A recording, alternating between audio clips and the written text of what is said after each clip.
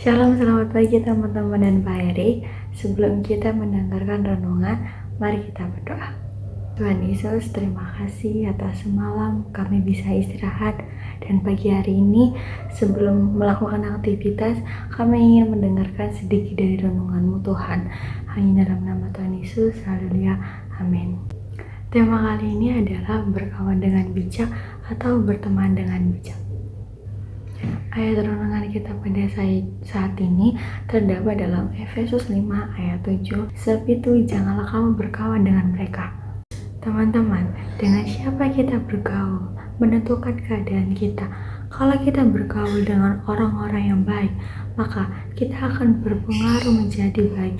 Dan sebaliknya, kalau komunitas pertemanan kita dipenuhi dengan orang-orang yang toksik, yang berpikiran buruk dan berkelakuan tidak baik, maka kita juga akan terpengaruh dan menjadi sama dengan mereka. Daripada terus bergaul dengan orang-orang yang tidak berpegang prinsip kebenaran, lebih baik kita keluar dari lingkungan pergaulan itu agar dapat bertumbuh dan berkembang ke arah yang lebih baik lagi. Dalam ayat ini tertulis, sebab itu janganlah kamu berkawan dengan mereka. Tuhan tidak meminta dengan orang-orang yang memberontak dan yang tidak taat. Karena itu kita pun harus demikian. Kita jangan meminta, jangan bergaul dengan orang-orang yang memberontak dan yang tidak taat kepada Tuhan. Tapi jangan salah paham. Perintah di sini bukan berarti bahwa kita harus menjauhkan diri dari orang-orang sekitar kita. Kita tetap bisa menjalani hubungan dengan mereka, tetapi jangan kita terpengaruh. Namun kitalah yang harus mempengaruhi mereka, harus menegur dan membawa mereka untuk datang kepada Tuhan.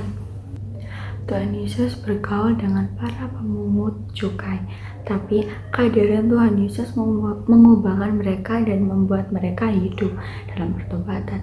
Meskipun ada orang-orang yang tidak bertobat, Tuhan Yesus tidak terus-menerus berada dalam lingkungan mereka.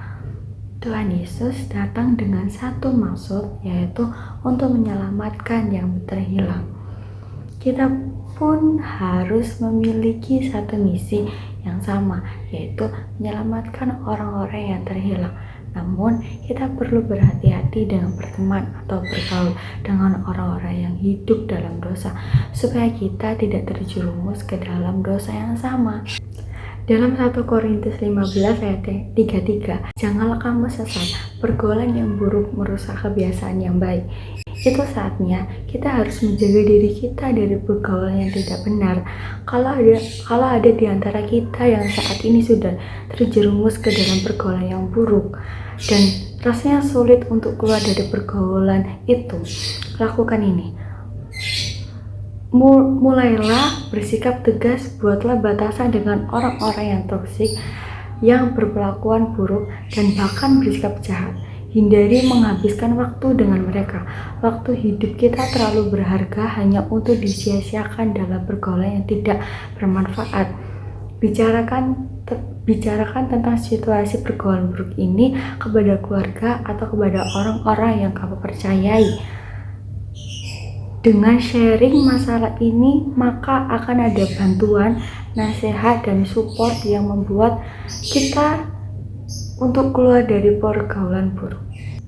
Teman-teman, sebagai orang-orang yang percaya, kita tidak bisa lagi hidup seperti orang-orang dunia ini. Kita harus melakukan apa yang menyenangkan hati Tuhan. Kehidupan kita harus kudus dan berbeda dari cara dunia. Pergaulan yang buruk seringkali susah untuk ditinggalkan karena di situ ada ikatan yang begitu kuat. Tapi kita semua harus bisa dan pasti meninggalkan pergaulan yang tidak baik, asalkan kita mau dan mempercayakan semuanya kepada Tuhan Yesus yang berkuasa.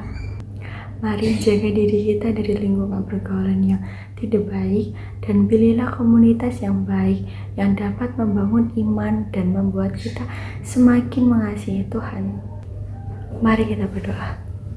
Tuhan Yesus, terima kasih kami sudah mendengarkan sedikit dari renungan-Mu.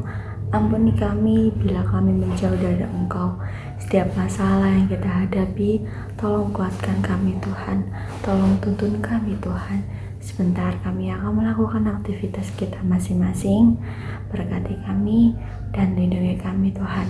Hanya dalam nama Tuhan Yesus. Haleluya. Selamat hari Minggu, Tuhan Yesus memberkati. Jangan lupa beribadah.